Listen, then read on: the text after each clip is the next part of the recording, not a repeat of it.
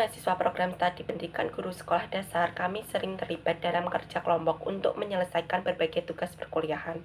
Dari pengalaman tersebut, kami belajar bahwa kerja kelompok tidak hanya tentang membagi tugas, tapi juga tentang membangun komunikasi, kerjasama, dan sikap saling menghargai. Melalui kegiatan inti, kami dilatih untuk belajar bersama, saling mendukung, dan menghadapi perbedaan dalam cara berpikir maupun berperilaku. Namun, dalam pelaksanaannya, kerja kelompok tidak selalu berjalan mulus. Masih sering terjadi situasi di mana salah satu anggota kelompok tidak menunjukkan partisipasi aktif, seperti tidak menyelesaikan tugas, kurang merespon komunikasi, atau bahkan tidak hadir dalam diskusi. Keadaan ini membuat anggota kelompok lain merasa terbebani, kecewa, dan akhirnya memilih untuk tidak lagi melibatkan individu tersebut dalam tugas kelompok selanjutnya. Lambat laun, individu yang kurang aktif ini mulai dijauhi dan kehilangan kesempatan untuk berkembang bersama. Melalui tulisan ini, kami ingin mengangkat fenomena tersebut sebagai studi kasus untuk dianalisa lebih dalam. Kami berharap dapat memahami penyebab dibalik dinamika negatif dalam kerja kelompok, serta merumuskan solusi untuk menciptakan suasana belajar yang lebih inklusif dan mendukung. Hal ini penting sebagai bekal kami dalam menciptakan lingkungan pembelajaran yang adil dan ramah terhadap perbedaan saat menjadi guru kelak. Indonesia merupakan negara kepulauan yang memiliki beragam jenis budaya, ras, etnik, adat-adat di dalamnya. Sehingga tak jarang jika di Indonesia ini perilaku diskriminasi akan golongan minoritas itu masih sering terjadi. Mari kita ketahui apa itu diskriminasi.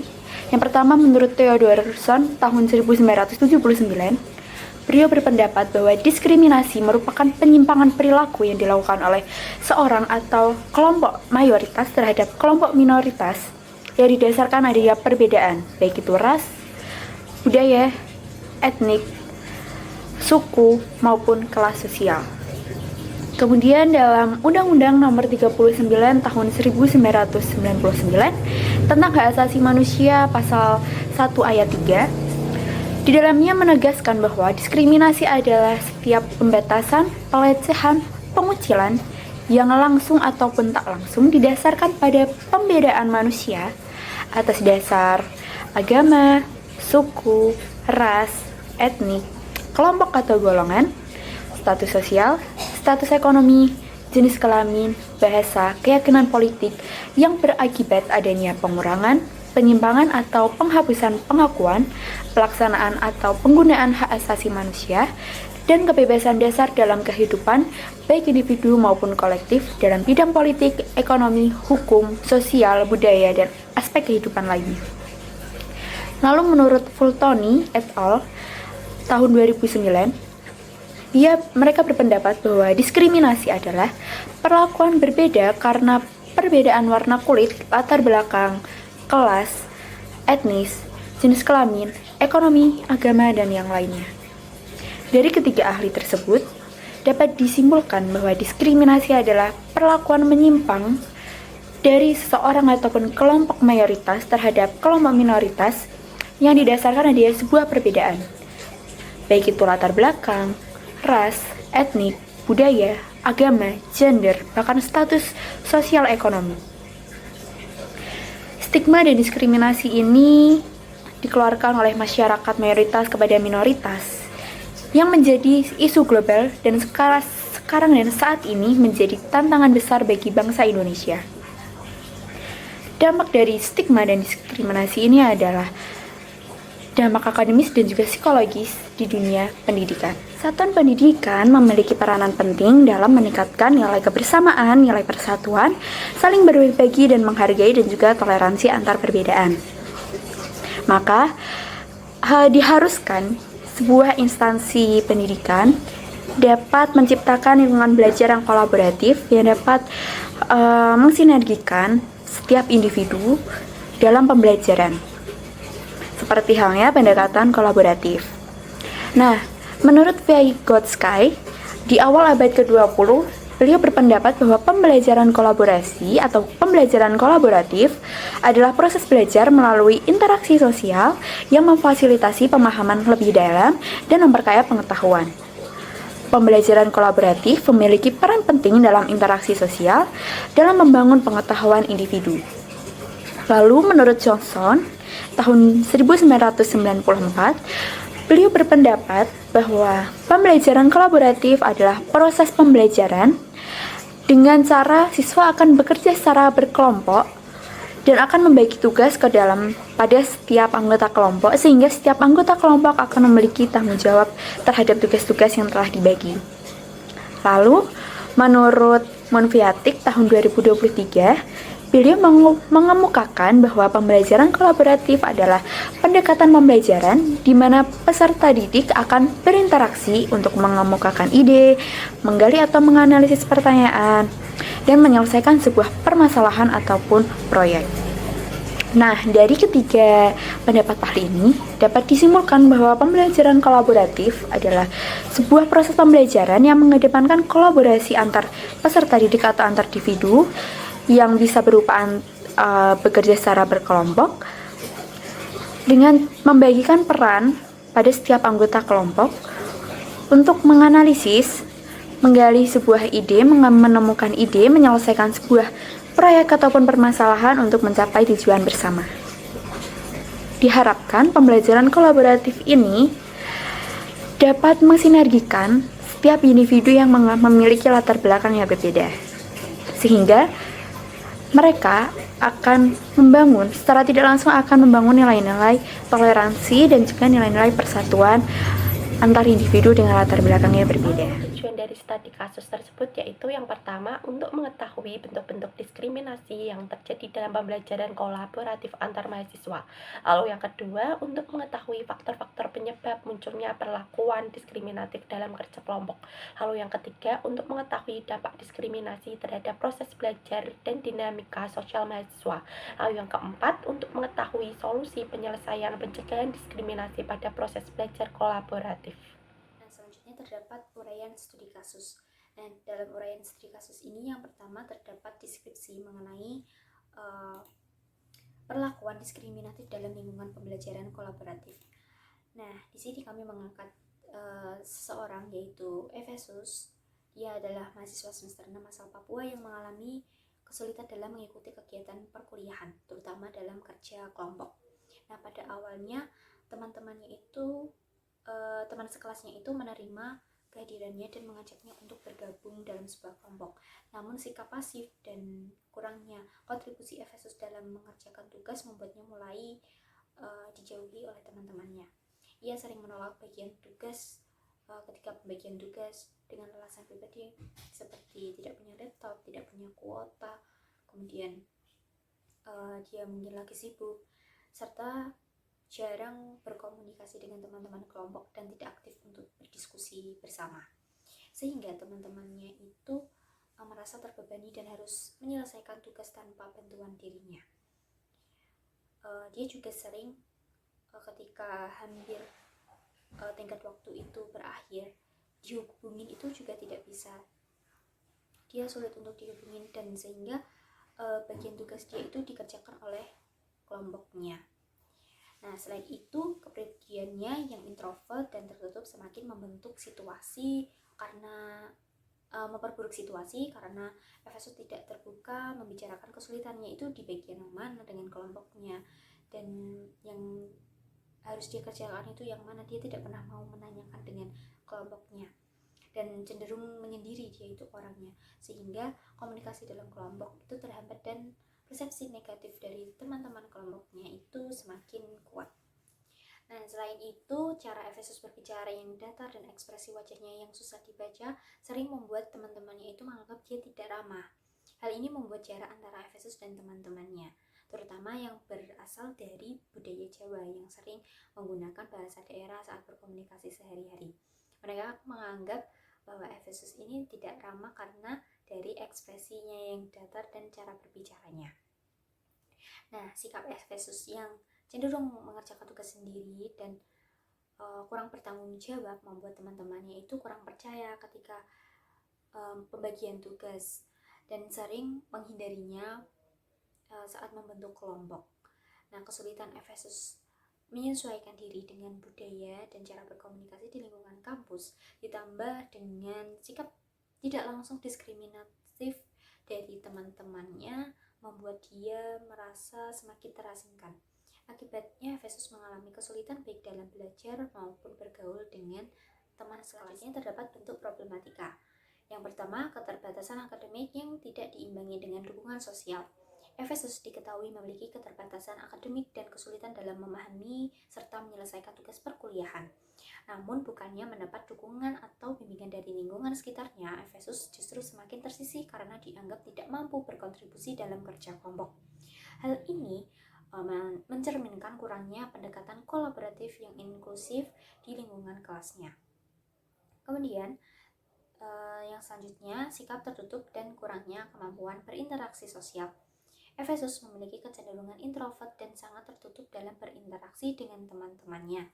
Ia enggan mengungkapkan kendala atau kesulitan yang dialami ketika kerja kelompok, sehingga komunikasi dengan rekan sekelasnya itu menjadi terhambat. Ketika diajak berdiskusi atau diberi pertanyaan, responnya itu cenderung singkat dan tidak mau membuka ruang untuk berdialog.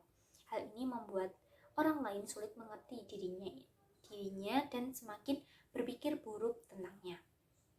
Kemudian yang ketiga, persepsi negatif yang berujung pada pengucilan. Karena sering dianggap tidak serius, tidak bertanggung jawab dan tidak peduli terhadap tugas kelompoknya, Efesus akhirnya dijauhi oleh teman-temannya. Saat pembentukan kelompok, banyak mahasiswa sengaja menghindari bekerja kelompok dengannya. Ia jarang diajak ikut kerjasama dan makin lama perannya dalam kelas semakin pasif. Kemudian yang keempat, hambatan budaya dan bahasa dalam lingkungan sosial akademik. Efesus mengalami keterbatasan dalam berinteraksi karena adanya perbedaan budaya. Di kelas banyak percakapan menggunakan bahasa Jawa karena mayoritas berasal dari daerah Jawa yang mungkin tidak ia pahami secara penuh. Ini menjadi penghalang dalam berkomunikasi. Ia merasa tidak nyaman dan canggung untuk terlibat dalam percakapan informal maupun diskusi akademik. Yang kelima, gaya komunikasi yang dianggap tidak sopan oleh lingkungan. Cara berbicara Efesus yang datar dan ekspresi wajahnya yang tertutup sering membuat salah paham teman-temannya sebagai sikap tidak sopan atau tidak ramah. Saat ia menolak tugas atau menyampaikan pendapat, kata-katanya kadang terdengar kasar. Padahal mungkin ia tidak bermaksud begitu karena dia berasal dari Papua. Ia mungkin memang terbiasa berbicara dengan nada yang keras. Nah, perbedaan gaya bicara dan latar belakang budaya membuat teman-temannya dari Jawa merasa tidak nyaman, sehingga muncul anggapan bahwa Efesus sulit diajak kerjasama. Padahal bisa saja sikap itu muncul karena Efesus merasa tidak nyaman, bingung, kemudian tidak tahu cara menyampaikan pendapat dengan cara yang bisa diterima oleh lingkungannya. Yang selanjutnya yaitu sikap individualis yang menghambat kolaborasi.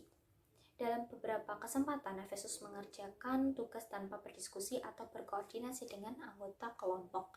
Hasil tugasnya pun tidak sesuai dengan kesepakatan dan tidak terbuka terhadap saran atau koreksi dari teman-temannya.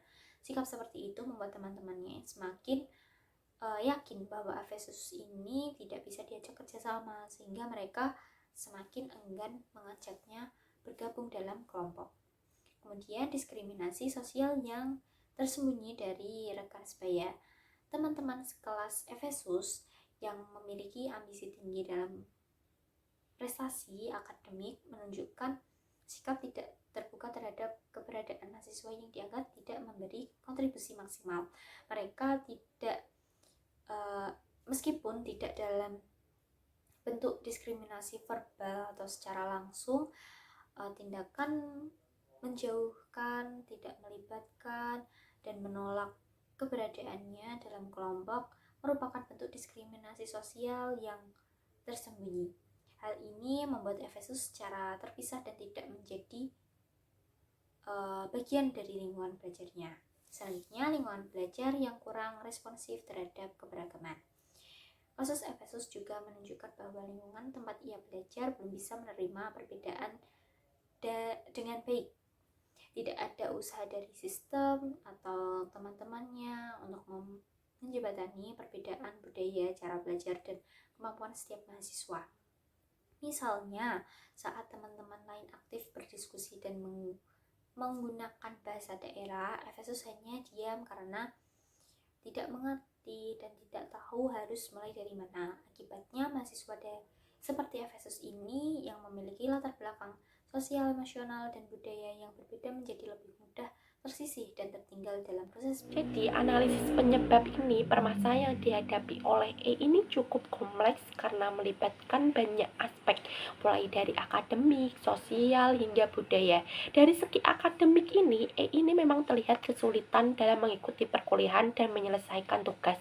Namun, sayangnya dia juga tidak menunjukkan usaha yang cukup untuk memperbaiki diri, misalnya dengan bertanya kepada teman atau mencari bantuan.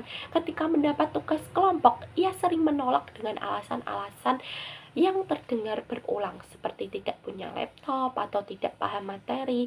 Sayangnya, sikap ini justru membuat teman-temannya kecewa karena harus menanggung beban tugas sendiri. Selain itu, kepribadian E yang cenderung introvert dan tertutup juga memengaruhi interaksinya dengan teman-teman. Ia jarang mengobrol, tidak aktif di grup kelas, dan sulit diajak diskusi. Bahkan ketika teman mereka bertanya atau menegur, jawabannya sering singkat dan terkesan tidak ingin bicara lebih lanjut. Hal ini membuat teman-teman bingung dan akhirnya memilih untuk menjauh. Ditambah lagi, cara berbicara E ini kadang terdengar datar atau kaku, sehingga terkesan tidak sopan meskipun mungkin ia tidak bermaksud begitu. Ini membuat suasana kerja kelompok jadi tidak nyaman dan tidak kondusif. Dari sisi budaya, E ini juga menghadapi hambatan. Ia berasal dari Papua, sementara sebagian besar teman-temannya menggunakan bahasa Jawa dalam konteks obrolannya sehari-hari. Perbedaan ini bisa membuatnya merasa asing dan tidak nyambung saat berinteraksi. Ia pun jadi lebih sering menyendiri dan enggan terlibat dalam kegiatan kelompok. Akhirnya, karena banyak mahasiswa yang punya ambisi tugas dan fokus pada hasil, E ini jadi semakin terpinggirkan. Ia dianggap tidak memberi kontribusi dalam kelompok. Memang tidak diucapkan secara langsung, tetapi jelas terasa sebagai bentuk diskriminasi sosial yang terselubung. Padahal seharusnya lingkungan perkuliahan menjadi ruang yang mendukung semua mahasiswa untuk berkembang apapun latar belakangnya dan kemampuannya. Tindak diskriminasi yang diterima oleh Efesus ini dapat berdampak pada psikologis termasuk pada kesehatan mental. Seperti yang sudah terjadi, saat ini mahasiswa bernama Efesus ini mengalami kecenderungan untuk memilih mengurung diri dan menghindari interaksi sosial dengan teman sekelasnya ataupun teman kelompoknya karena adanya perasaan takut akan stigmatisasi dan juga perasaan takut akan diperlakukan tidak adil seperti sebelumnya. Selain menjauhi interaksi sosial, mahasiswa ini mengalami ketidakstabilan emosi yang mengganggunya dalam beraktivitas dalam sehari-hari. Mahasiswa ini terlihat sangat menutup diri dan cenderung lebih diam dan tidak ingin mengekspresikan apa yang ia rasakan. Karena adanya tindak diskriminasi yang tidak dia inginkan, ia merasa berbeda dan tidak layak jika bergabung dengan teman sekelasnya karena teman sekelasnya berada pada etnis yang sama, yaitu dari suku Jawa. Ia tidak berani untuk berbaur ketika di lingkungan kampus saat ia sendiri, tanpa teman yang menemani. Dampak diskriminasi ini sangat besar untuk korban maupun suasana pembelajaran. Suasana pembelajaran akan penuh konflik dan tidak ramah untuk Efesus atau mahasiswa ini sendiri, yang dipengaruhi oleh faktor dari luar maupun dari dalam diri mahasiswa ini.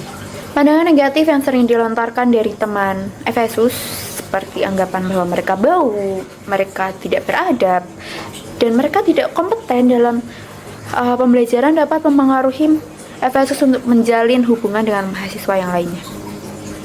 Hal ini menyebabkan Efesus takut akan diskriminasi. Dengan bukti, ia mulai jarang masuk kelas, tidak ikut berkelompok, dan tidak melakukan interaksi ataupun berpartisipasi di luar lingkungan kampus. Perlakuan diskriminasi ini dapat memperburuk kondisi Efesus, yang menyebabkan ia memandang dirinya tidak setara dari berbagai aspek, baik itu aspek pendidikan, ekonomi, dan yang lainnya. Ketika di dalam kelas, mahasiswa ini dipandang atau dilabeli oleh temannya bahwa dia adalah seseorang yang bau, yang tidak mengikuti tren karena di dalam kelasnya mahasiswa-mahasiswa yang lain sangat mengikuti arus globalisasi baik dari style, gawai, atau device yang mereka gunakan untuk pembelajaran.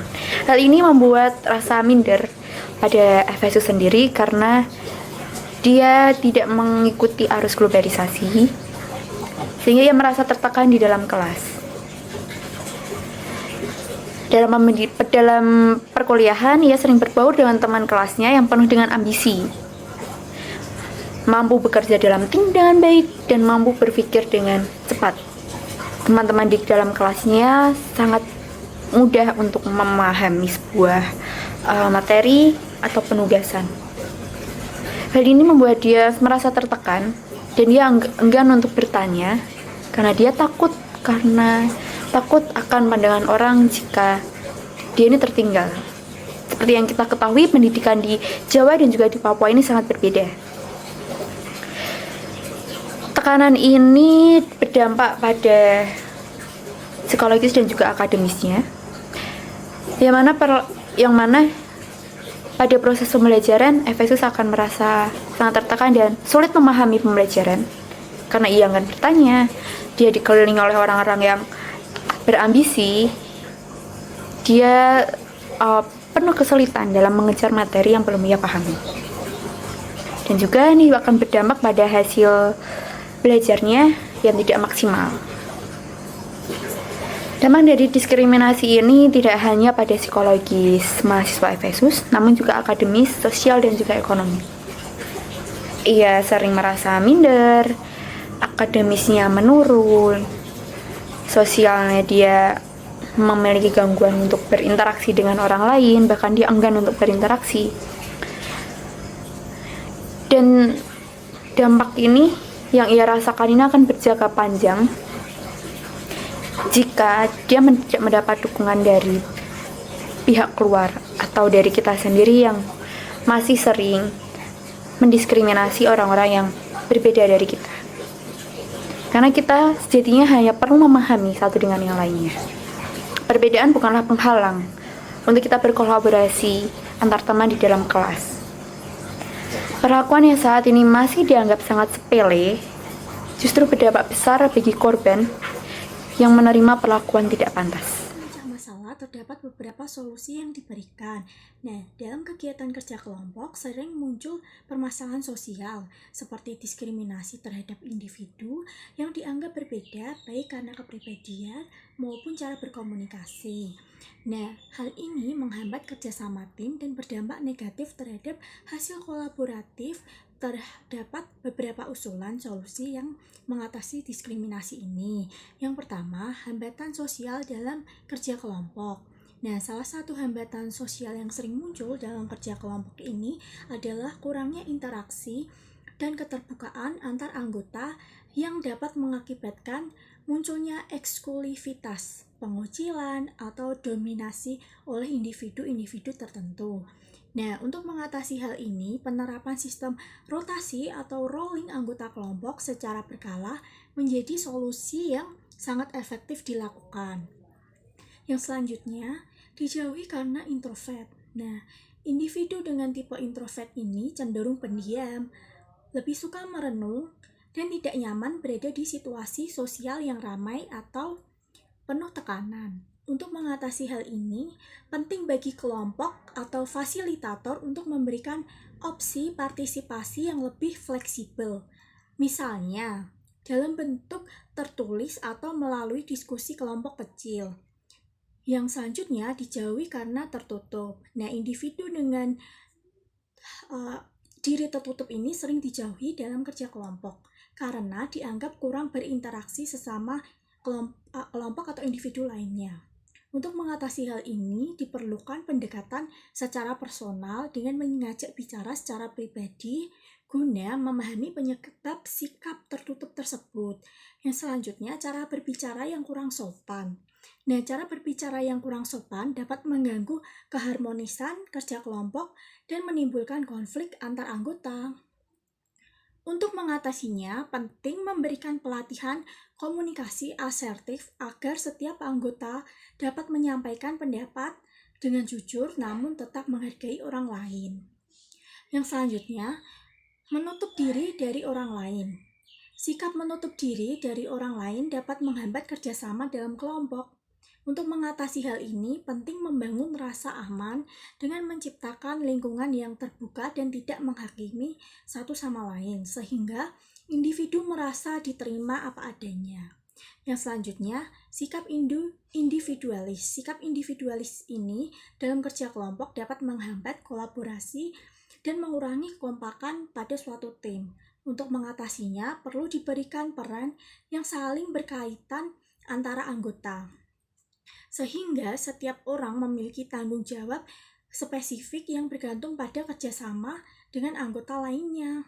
Yang selanjutnya, yang terakhir, kurang tanggung jawab dalam menyelesaikan tugas kolaboratif. Nah, kurangnya tanggung jawab dalam menyelesaikan tugas kolaboratif ini dapat sangat merugikan seluruh anggota kelompok. Dikarenakan untuk mengatasinya perlu dibuat kesepakatan di awal mengenai pembagian peran, tenggat waktu, serta sanksi jika ada kewajiban yang tidak dipenuhi. Selanjutnya, peran pendekatan berbasis nilai. Menurut Helmi dan Sofa tahun 2025, pendidikan berbasis karakter adalah pendekatan yang menekankan pada pembentukan akhlak dan perilaku siswa selain kemampuan kognitif mereka.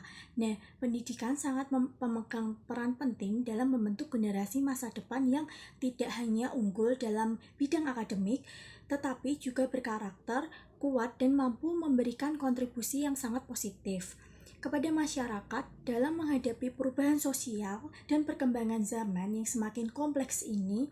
Sekolah berperan sangat krusial dalam menyatukan nilai-nilai moral, sosial, dan keagamaan ke dalam proses pembelajaran.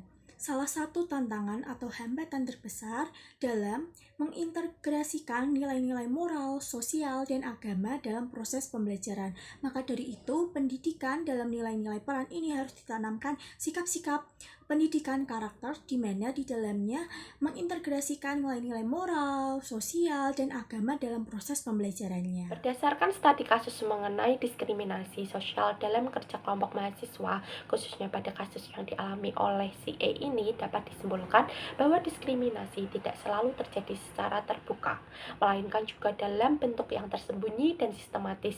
Faktor-faktor seperti keterbatasan akademik, kepribadian introvert, cara berkomunikasi yang berbeda, serta hambatan budaya dan bahasa menjadi pemicu utama dalam terjadinya pengucilan terhadap individu yang dianggap berbeda.